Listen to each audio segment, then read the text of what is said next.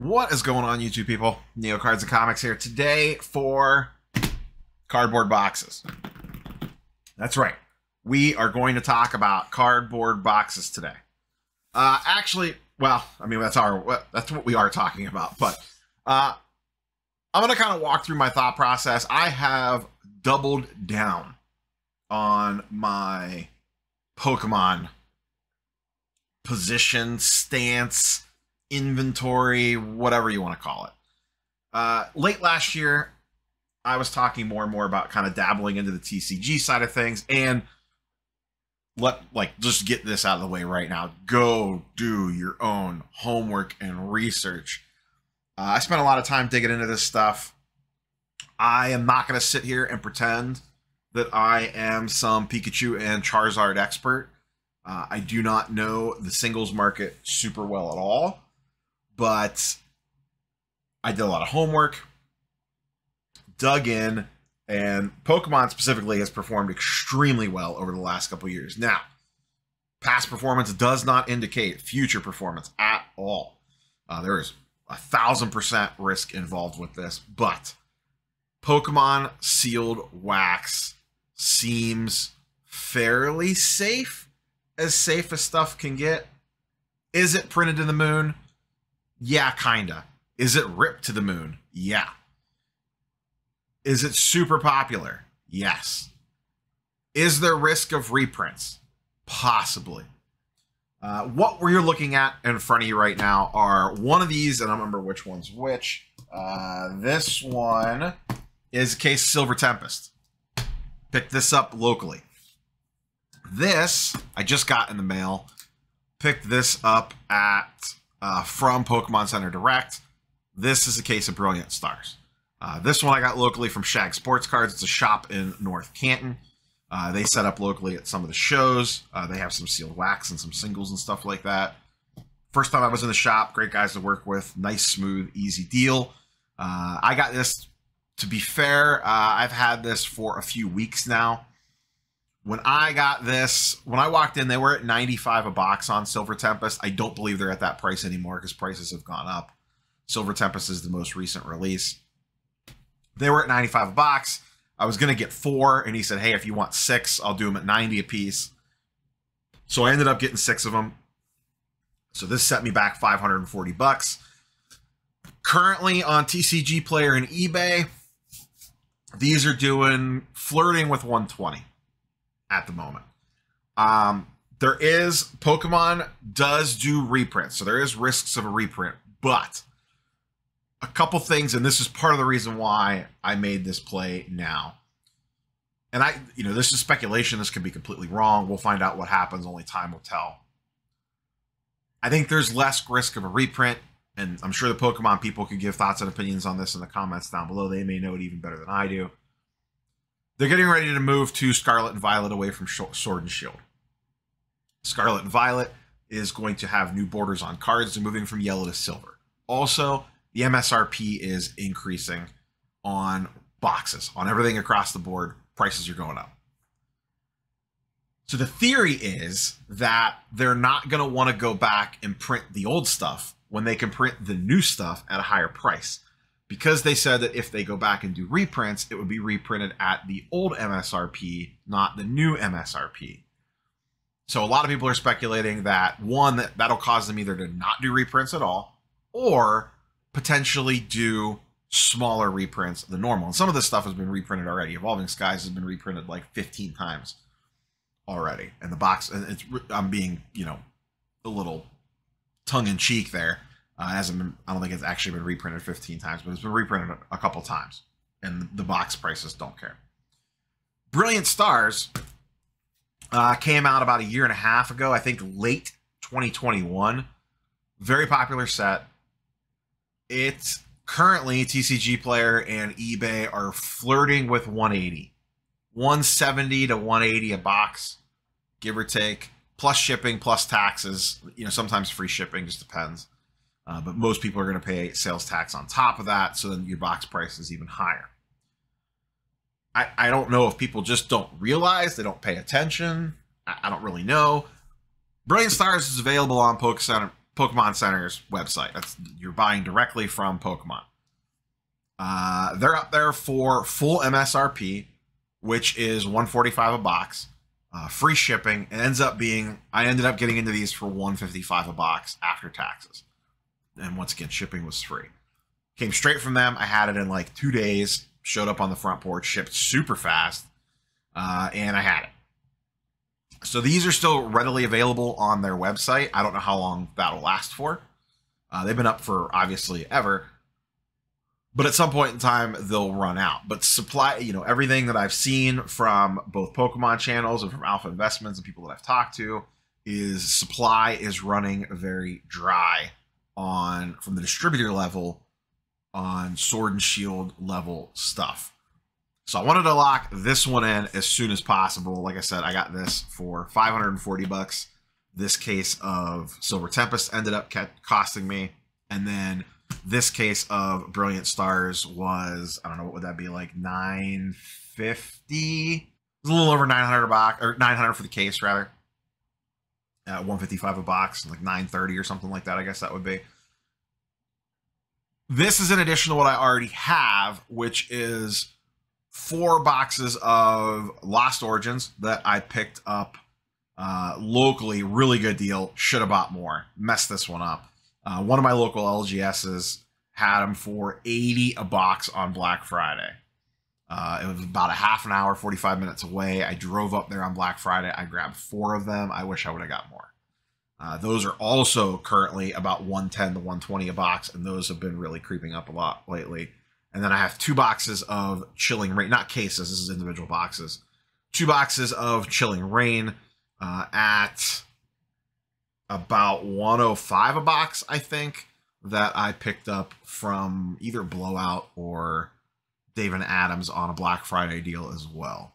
In addition to that, I have some other like random stuff laying around. I picked up some Brilliant Star ETBs on Amazon dumps. And then I do have a case of the new Crown Zenith ETBs, the Pokemon Center exclusive ones, which right now are listing as sold out. I got a case of those coming when that releases later this month.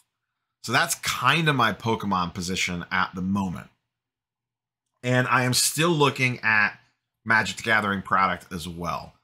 My plan with Pokemon going forward, honestly, might be as simple as just snag a case of every booster box set that comes out going forward, and just kind of see what happens.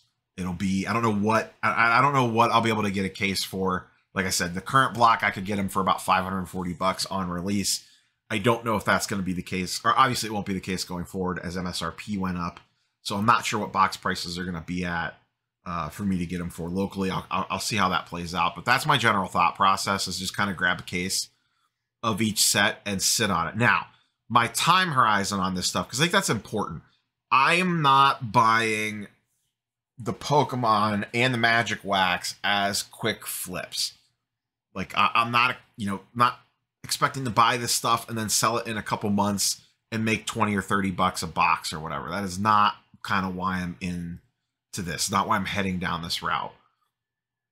This is more, I plan on sitting on this stuff for a year, 2 years, 3 years, even longer potentially, and just kind of see what happens. Basically, I'll just kind of reevaluate every year, or maybe start to slowly sell down as box prices move up.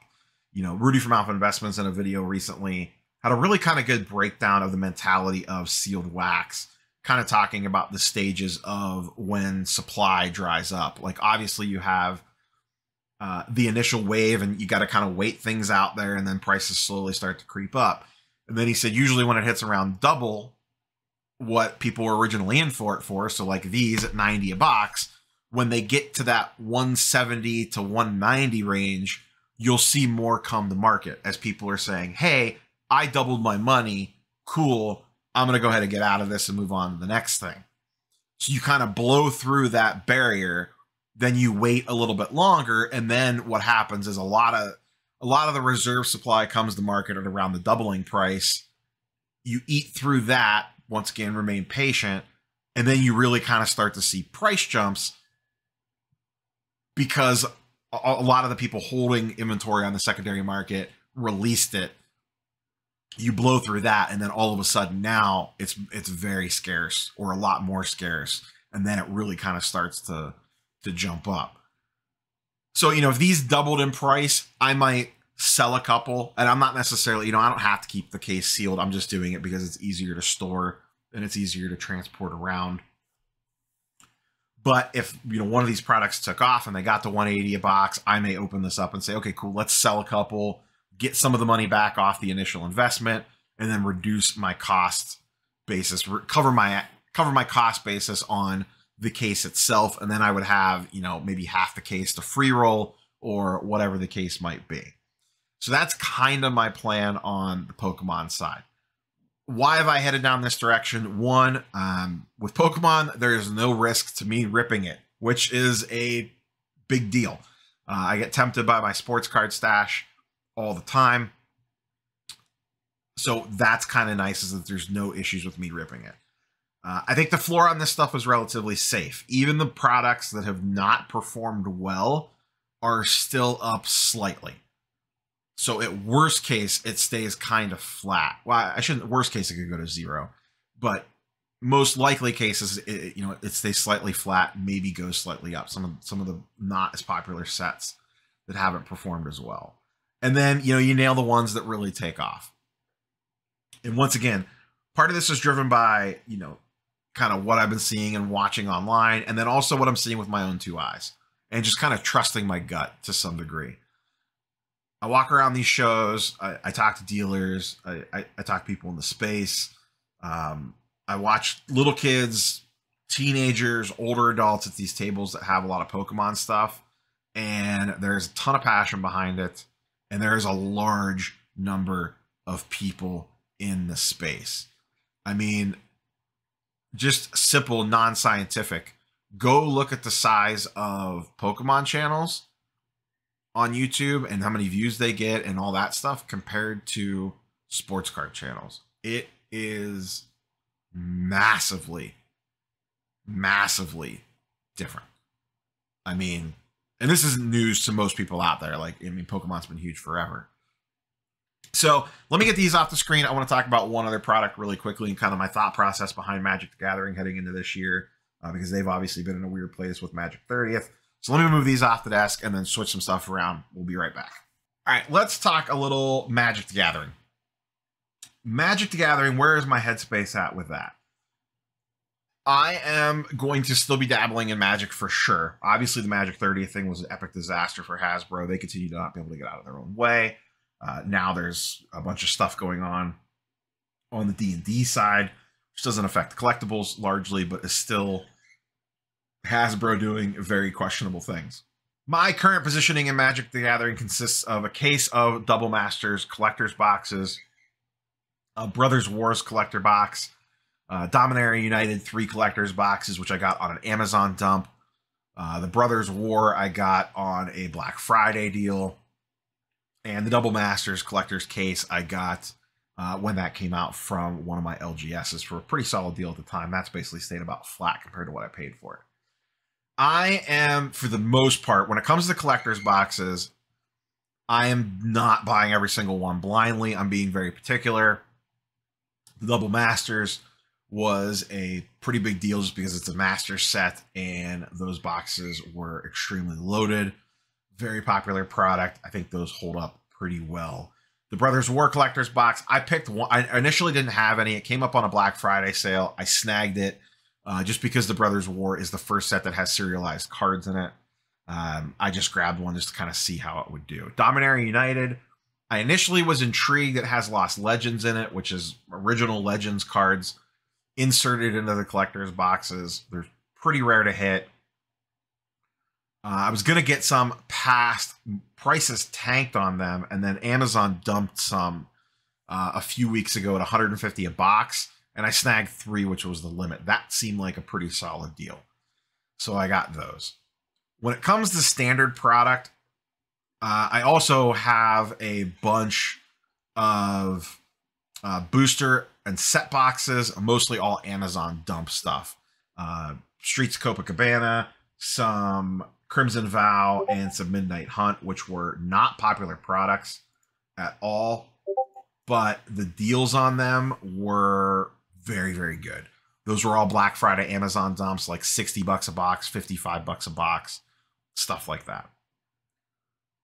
So I'm going forward with Magic. I'm going to target stuff that Amazon's dumping for ridiculously cheap prices. And there's going to be like the specialty sets I'm going to be intrigued by. And that leads me to Dominaria Remastered, which is the newest set to come out. I am strictly sticking to draft boxes on these, not collector's boxes.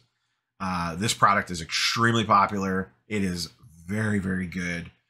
A lot of these cards in this box are cards that I played with growing up. It really hits me in the feels watching box openings of this. The reason I'm sticking with draft boxes over collectors is because I could see the supply of draft boxes dwindling quickly. A lot of people are buying this to rip. A lot of stores are doing mass box openings, it sounds like. And also, this will be a very popular draft product. And when you have a very popular draft product, that means the boxes are getting open. And that also means that later on in life, people will have, because this is a fun product to draft, people will have nostalgia for drafting this product, which means, you know, on occasion, they'll say, hey, let's grab a box of that and rip and draft one and rip one. And I think those all play into being a good product to sit and hold on. So I have 3 so far. I actually bought these directly from Alpha Investments on one of his Patreon sales. I think these were 170 something shipped. No taxes, no fees, no shipping. And he's going to run a second sale with some more. I may grab a few more. I am not sure. Kind of tapped on the wax budget after I picked up that case of Brilliant Stars. But I'll kind of see where I'm at once he puts those back up again. But I would actually not mind getting a couple more boxes of this. Or if prices dip on these, I will dive in and get some more. I feel like this is a really, really, really good product. Once again, do your own research, go do your homework, especially if you're not in this space. Do not just take my word for it. You need to do your homework on this stuff, even more so than normal, because I am not an expert in this space by any means. Once again, this was kind of a gut feel product for me based off initial lists and then what I've watched and what I've seen and what I've heard. This one just seems like a banger. So we're going to take these 3, we're going to set them on the shelf and let them marinate for a while. Same thing here, same thought process. Not looking to quick flip these. These will probably just sit around, take up space for a while, and see what happens with them over the next year, 2 years, 3 years, etc. So that's where we're at. That's where my headspace is at. As always, curious for your thoughts and comments down below. We will catch you guys and girls on the next one. Peace.